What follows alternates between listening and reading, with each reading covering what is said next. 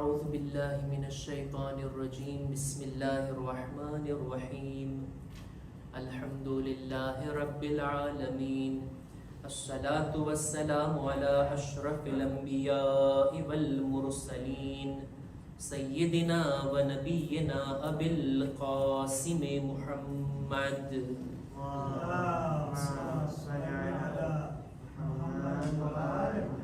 وعلى أهل بيته الطيبين الطاهرين المعصومين المظلومين ولعنة الله على أعدائهم أجمعين أما بعد فقد قال الله سبحانه وتعالى في كتابه الكريم بسم الله الرحمن الرحيم شهر رمضان الذي أنزل فيه القرآن صلوات بر محمد وآل محمد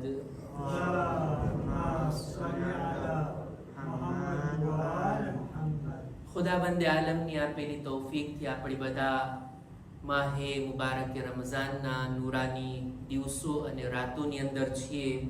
અલ્લાહની મહેમાની ખરેખર આ કિંમતી દિવસો અને રાતો છે.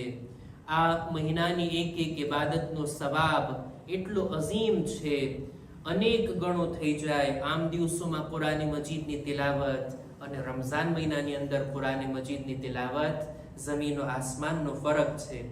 માહે મુબારકે રમઝાન કે જે આપણા માટે ઘણી જ બરકતો અને અલ્લાહની રહેમતોને લઈને આવ્યો છે. આ મહિનાની અંદર અમુક બાબતો જો આપણે કરી લઈએ ને તો ખુદા એટલો અજરો સવાબ આપણને અતા કરે છે. એક હદીસને મારે બયાન કરવી છે રસૂલે ખુદા સલ્લલ્લાહુ અલૈહિ વાલિહિ વસલ્લમ.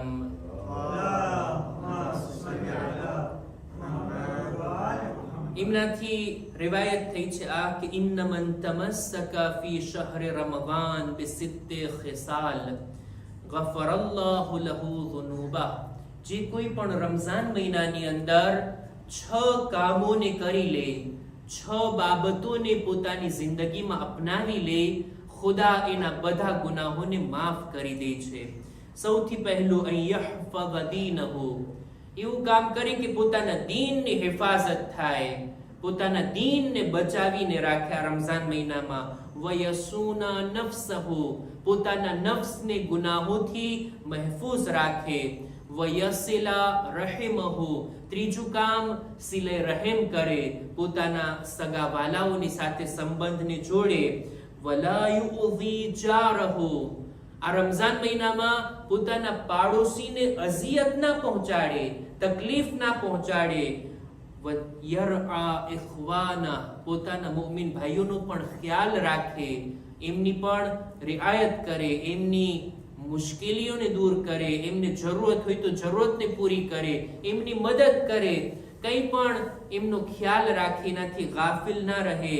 અને છઠ્ઠું વયખઝુના લિસાનહુ, પોતાની જબાનને બંધ રાખે.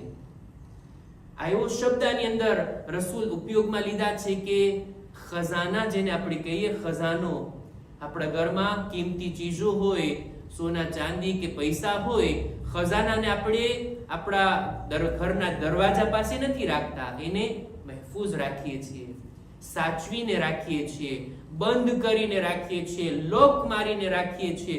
રસૂલ આવો જ કંઈક શબ્દનો ઉપયોગ કરી અને આપણને સમજાવવા માંગે છે ને ફરમાવે છે કે વયખુઝુના લિસાનહુ, જબાનને પણ ખજાનાની જેમ બંધ કરીને રાખે. ખૈર, ભલાઈ, સારી વાત, zikr ખુદા સિવાય બીજું કંઈ ના બોલે.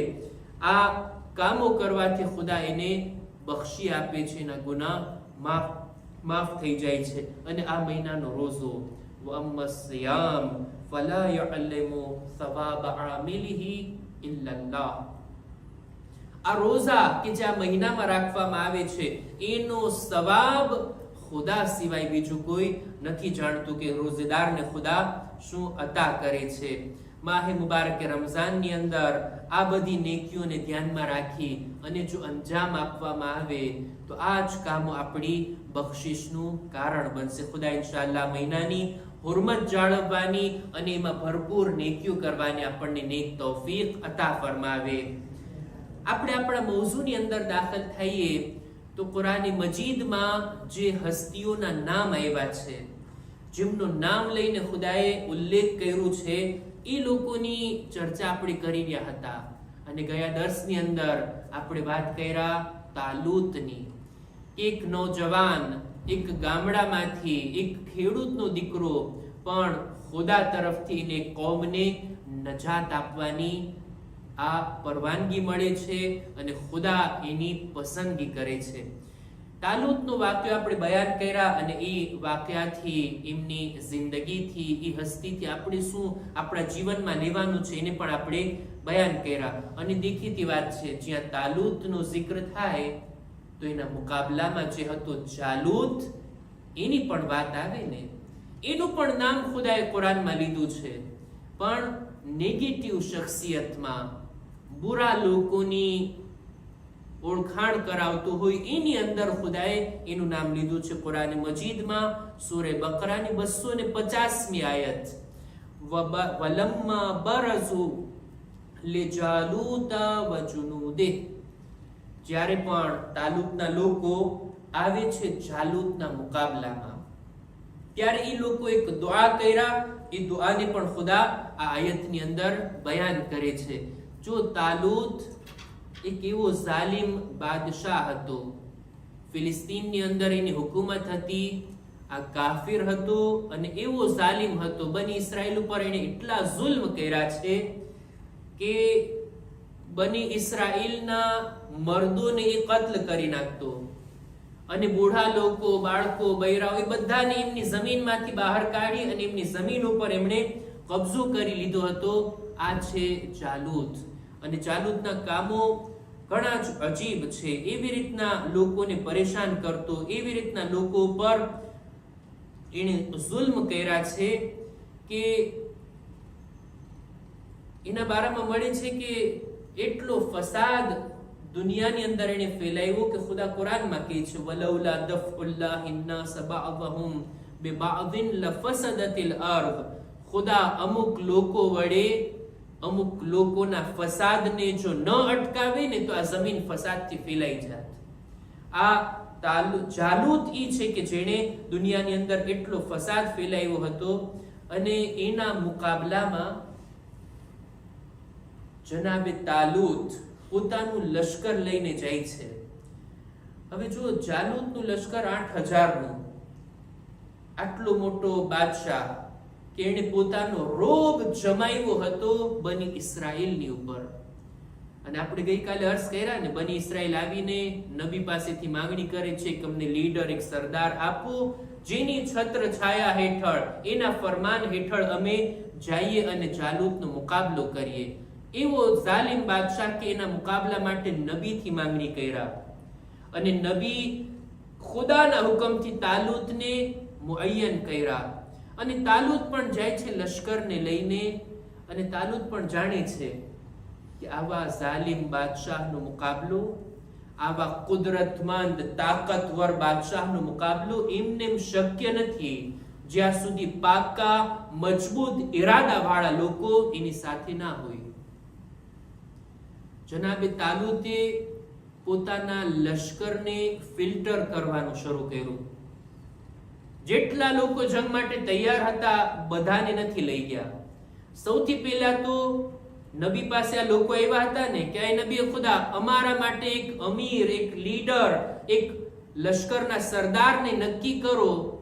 જ્યારે તાલૂતનું નામ આવ્યું એટલે ઘણા ખરા લોકો તો એમાંથી ઓછા થઈ ગયા. ઈ જ કોમ, ઈ જ બની ઇસ્રાએલના લોકો હટી ગયા. તાલૂતને તમે અમારા ઉપર હાકિમ બનાવો છો, અમે એની હુકુમતને, એના ફરમાનને, એના હુકમને માનવા તૈયાર નથી. અમુક લોકો તો એમાંથી જ નીકળી ગયા ને. અમારા ઉસ્તાદે આયતની તફસીર કરતા એક મિસાલ આપી. દાખલા તરીકે બની ઇસ્રાએલના 5000 લોકો આવીને નબી પાસેથી માંગણી કર્યા હતા કે અમારા માટે એક સરદારને બનાવો.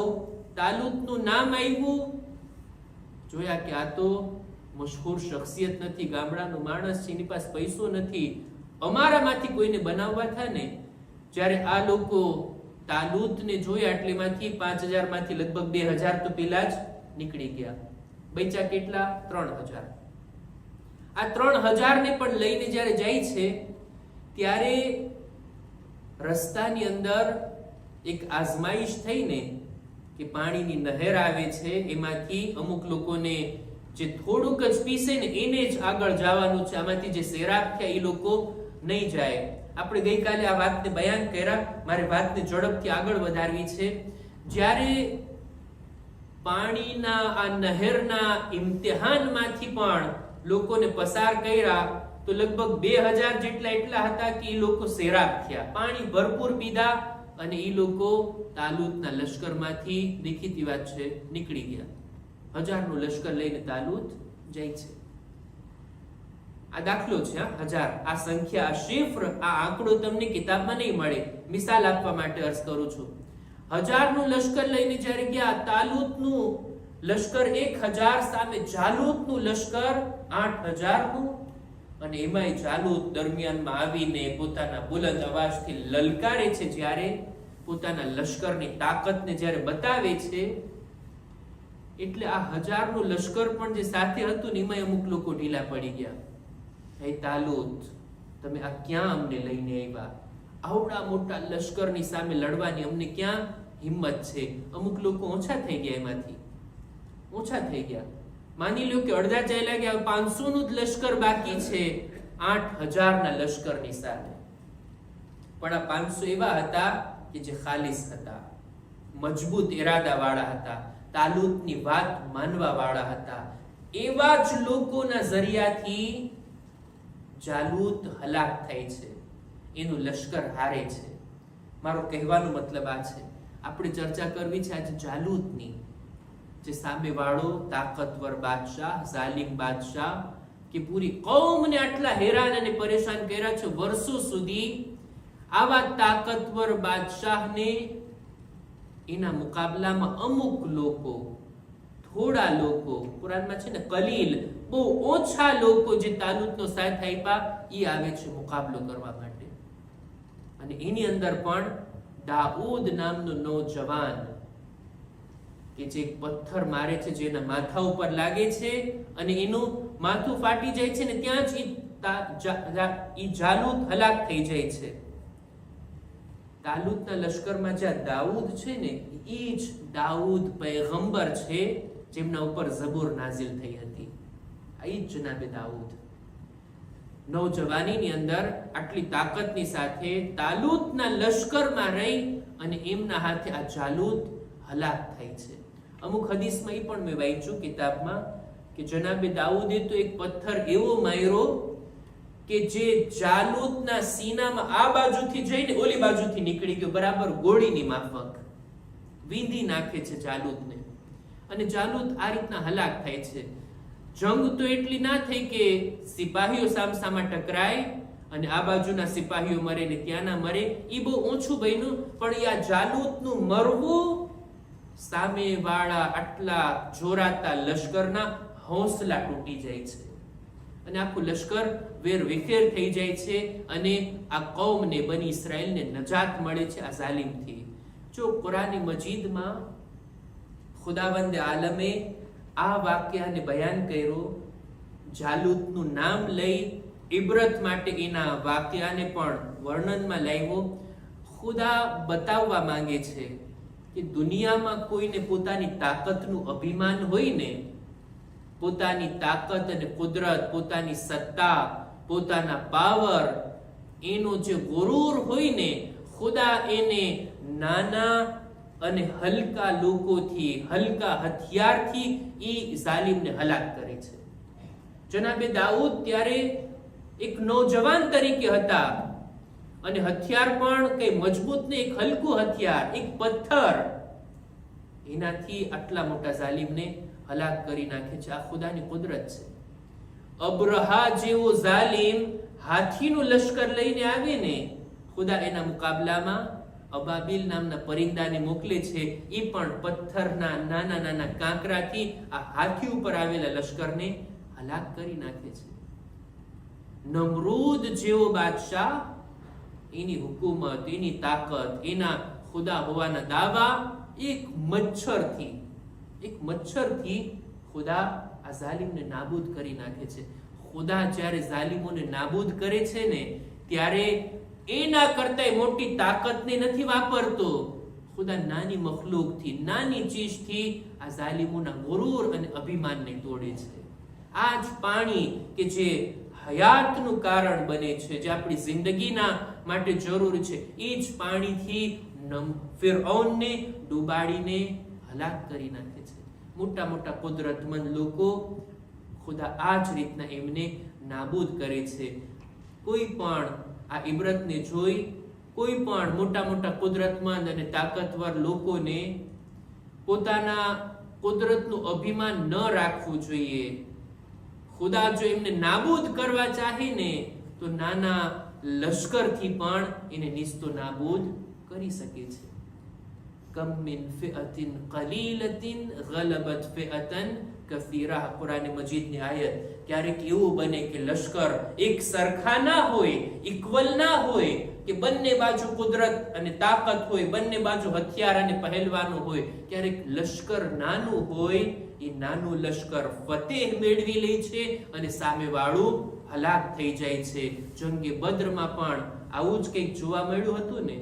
ક્યાં 313 મુસલમાનો અને અમુક હથિયાર વાળા, અમુક ઘોડે સવાર, અને ક્યાં 1000નું લશ્કર. પણ ખુદા જ્યારે મદદ કરે છે ત્યારે કુદરતમંદ લશ્કર હારી જાય છે અને નાનું લશ્કર ફતેહ પામી જાય છે. આ ઇબરત નથી તો બીજું શું છે?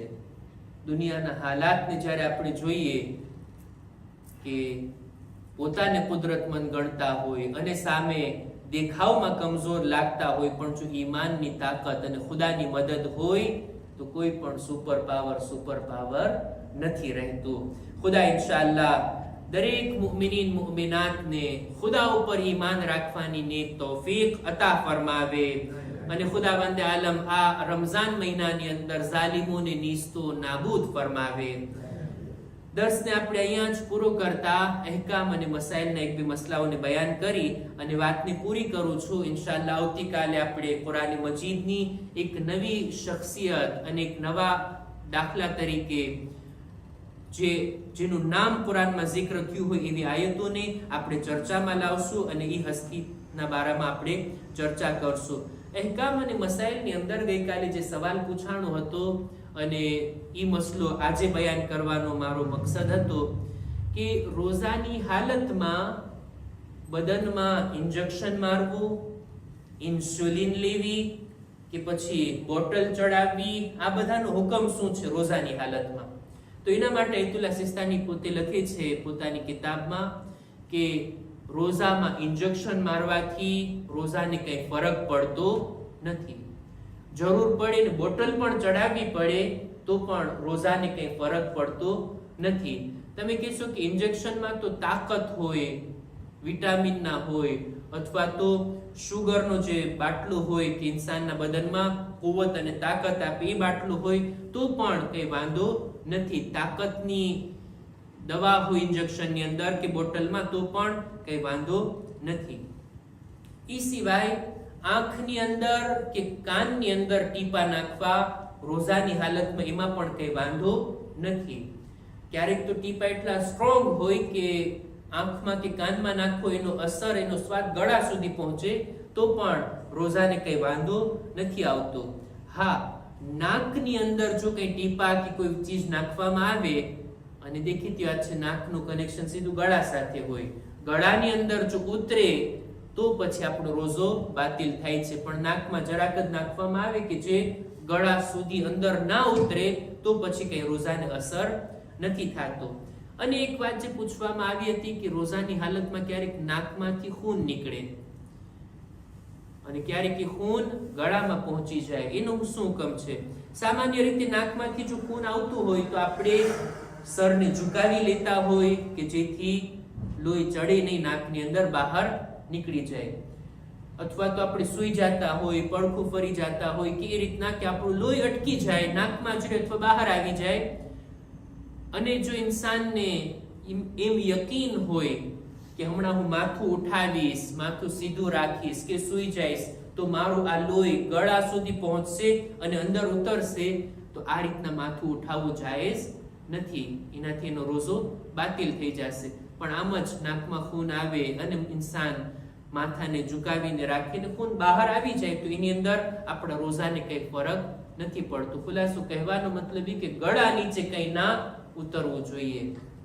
હવે ક્યારેક આપણને ઉધરસ આવે, ખાંસી આવે, બલગમ આપણા ગળા સુધી આવી જાય, મોઢા સુધી આવી જાય તો પણ જો એ આપણા ગળામાં કે મોઢામાં આવે અને ફરી પાછા આપણે ઉતારી લઈએ એમાં પણ રોઝો બાતિલ નથી થતો. એહતિયાત મુસ્તહબ છે કે જો મોઢામાં બિલકુલ આવી ગયું હોય તો આપણે જઈને થૂકી નાખવું જોઈએ. પણ આપણે જો નમાઝમાં છીએ અથવા તો કોઈ એવી જગ્યાએ છે કે આપણે થૂકી નથી શકતા અને જો ગળા નીચે ઉતરી જાય તો એમાં કઈ વાંધો નથી. આ બધા મસાઇલ જે આમાં બયાન થયા છે તો એને બયાન કરું છું. એ સિવાય છેલ્લી વાત, નમાઝનો ટાઈમ બિલકુલ નજદીક છે. ક્યારેક માણસને રોઝાની હાલતમાં ખાવા પીવાની ચીજોના વિચાર આવે. દાખલા તરીકે સમોસા, કુબા, ચાય, મોઢામાં પાણી આવે છે કે નહીં? એ મોઢામાં પાણી આવે, જમવાનો વિચાર કરીને જે મોઢામાં પાણી ભરાઈ આવે એને જો ઇન્સાન ગળા નીચે ઉતારે તો એમાં પણ કઈ વાંધો નથી. એની અંદર પણ આપણો રોઝો બાતિલ નથી થતો. બહરહાલ આ બધા જરૂરી મસાઇલ હતા કે જે આપણને ઉપયોગમાં આવતા હોય અને અવારનવાર પૂછાતા હોય તો એને આપણે શેર કર્યા. ઇન્શાઅલ્લાહ બીજા પણ કઈ મસાઇલ હશે તો આપણે ઇન્શાઅલ્લાહ દર્સોની અંદર બયાન કરશું. બર મુહમ્મદ વ આલે મુહમ્મદ સલવાત.